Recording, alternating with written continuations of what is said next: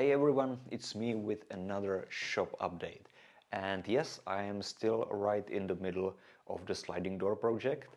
And let's see what happened from the last week. So on Thursday and Friday, I was working on the legs. The legs are the parts which are on the left and right side. It's the vertical post which gets screwed onto the floor and it sort of supports the top rail.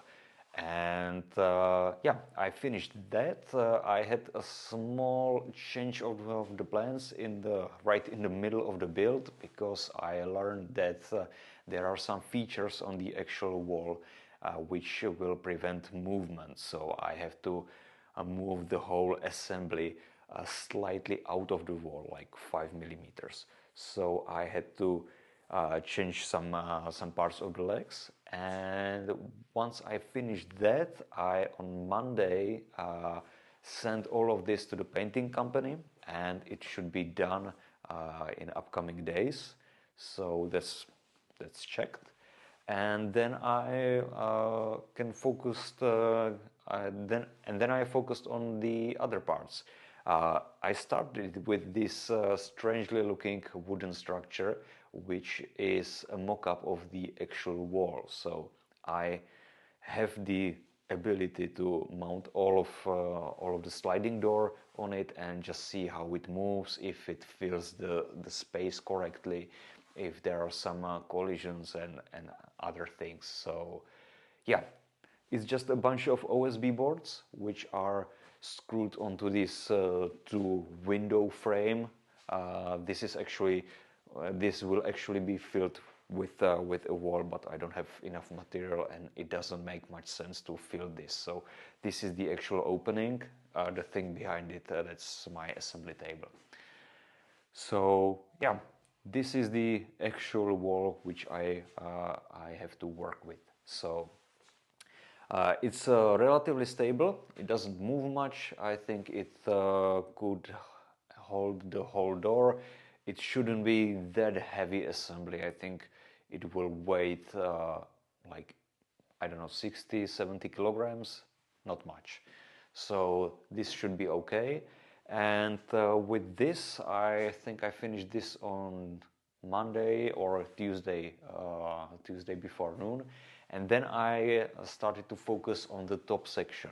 And the first mock-up or the part of the top section is already mounted with these F-clamps. And it's the actual C-channel. And yes, here I have the wheels. The rattling noise, that's because the C-channel inside is dirty from grinding and welding, but it will be nice and quiet once it will be lubricated and cleaned. So let's take a closer look on the top section. So the top piece consists of 5 of these flat bar pieces, which are strategically placed on the top section, and this C-channel is welded on them. And each of the piece has a different function. It will hold different types of the inner mechanism, and the legs, they will go right about here, and they will get screwed onto this flat bar as well. So all of this should form a nice rigid structure for the sliding door. And this is the back side, like the side when where the door will stop when they will be opening. So the door will slide back and forth on these wheels. There will be 3 of them, and the actual movement will be done by a motor with a pulley, and on the pulley there will be a belt. The belt will be sort of infinite. That means it goes in a circle, and I need a contra pulley somewhere around here. So the motor will be far back there, and here will be the other end. And I need to tension the belt somehow. That means you put it all together, you tension the belt by hand, but it will be wobbling. So you need to move either the motor or this end pulley outward, and then thus tensioning the belt. So I came up with, wait a minute,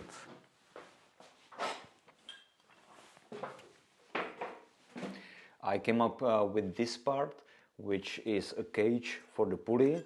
The pulley can slide like this, and I have some overhauls over here, and this part will get screwed onto this flat bar, and the overhauls will allow me to adjust the tension of the belt. So I will move it as far as I can to the left, then pre-tension the belt, and then move this as far as I can on the right, and then tighten this, and it should be nice and tight.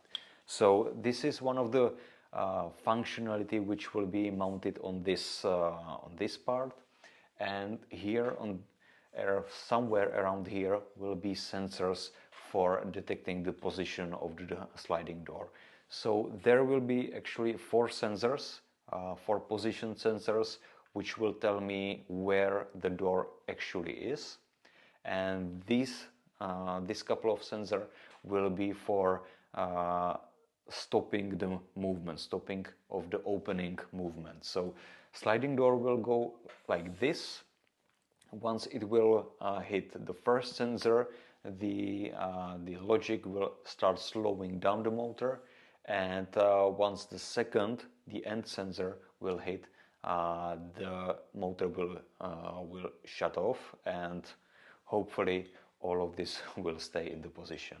And the same couple of sensors will be on the other side, and they will be for the closing movement. This flat bar, on this flat bar, I'm not planning to have anything, so this will be as it is. But the middle section, that will be more interesting. The middle section will hold the actual motor, and there will be the other set of the sensors, which will be for the movement when the door will be closing. So the motor will have the same pulley as the end pulley I have over there, and it's a 24-volt DC motor, and it is with encoder, so I can read the actual movement of the motor. But I don't want to rely only on this encoder, because the information can be lost. For example, if during the movement the electricity went down and then it comes up again, then the information about the actual position of the door can be lost. For example, if there is no electricity, I can move the door sideways, so the information which I remembered when it was running will be actually false. So the encoder information will be for something else, and I'm planning to do some obstruction detection. So I will give for example, I will give a command to the motor to run at full speed, and I will know from previous test how much the encoder should give me the pulses, give me the information about the movement. But if I will receive a smaller number of steps from the encoder, that means the motor is not turning at full speed, so there is probably some obstruction, and therefore I can decide whether to stop the motor, move the sliding door backwards, or in other directions. So that's information which I will be definitely using in the program, but I will not be using this for detecting whether I'm about to close the door or just open or something like this. So that's the reason why I will be using the hardware sensors. Those will be monitoring the position of a carriage which will be running over this C channel. On this part, I'm planning to have a lock, because the way the motor works is that if there is no electricity, I can still turn the motor.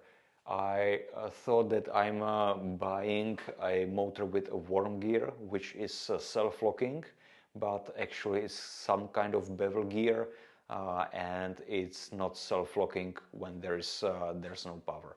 So I have to figure out how to lock this door when it is actually closed. So the lock will be here, and it will somehow register against the carriage which will be above it. So I have some ideas, but I have to somehow investigate if the ideas are correct or not.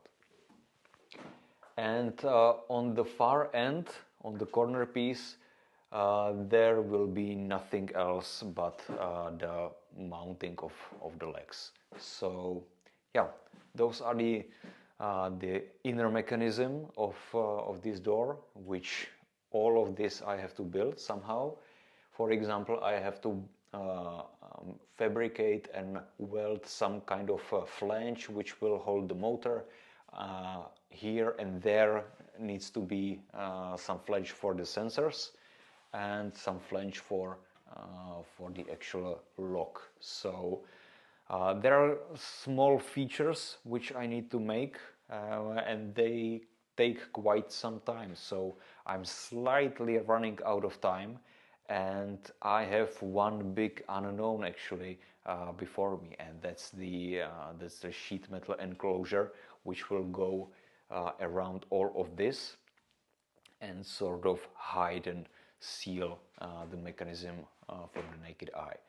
So yeah, that's a big unknown, because I need to create a box enclosure, and I need to make this into two pieces, because this is actually slightly over 3 meters, which is just too long. So for transportation purposes and such. So I am thinking about dividing the box into two parts, which will get screwed in place, and also this will give me, or this will be slightly cheaper, because you can buy only 2 meters of the length of the sheet metal. So I actually have the sheet metal. I opted for using a 0.5 millimeter, which is used for roofing, and it is pre-painted. It will have the same paint, same white glossy paint as the rest of the door, so it should look the same.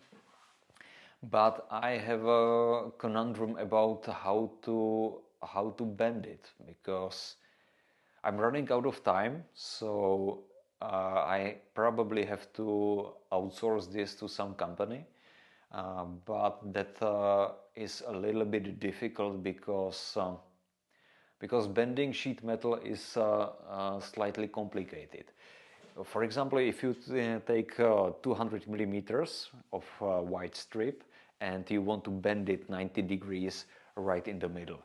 If you bend it like this and you have 100 millimeters here, you don't have 100 millimeters on the other side, because some of the material gets wasted on the corner. And how many of the material gets wasted depends on the bender, maybe on the bender machine, because they can bend on different radii, and also it depends on the thickness of the material and the material itself, be that aluminum, steel, or something else. So the best way to do this, the best way to learn how much material gets wasted is just to try this. For example, you take the 200 millimeter strip and you bend it 3 times or 4 times by 50 millimeters, and the ends, the last ends will not meet, and the amount of space and the gap is actually what you need to add to the material for each bend. For example, if I bend this 4 times and the gap is 4 millimeters, then I have to add 1 millimeter for each bend. But this type of sorcery is better to do on site, not just on the phone or instructing via emails or such. So that's a little bit of conundrum, and I would like to, that's another future project, and I would like to build the bender for myself, but it's like, I think like 2 days of a project. There are a lot of tutorials or a lot of builds like this on YouTube.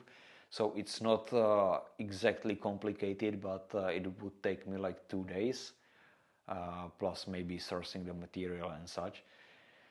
And I don't have the 2 days because this really should be done by the end of January, which is like 7 days of build.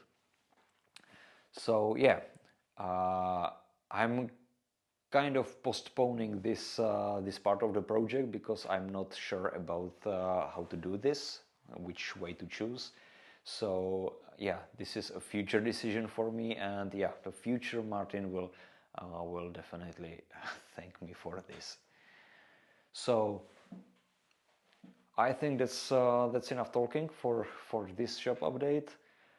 There's nothing else going on, and yeah, I will be working on the flanges. I will bring the motor here, try to find the correct position, and I really should be doing this in CAD, but a lot of this I'm just coming up on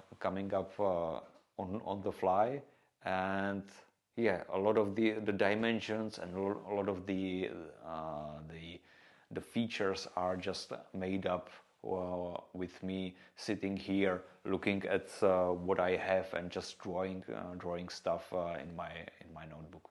So the other things will be the mounting options for the motor, for the sensors, for the pulley mechanism, and then I will probably receive back the door from the painting, so I can mount it up here and see what works and what doesn't work and what should I pay attention. So yeah, that's the shop update number 3, and see you next Wednesday. Bye.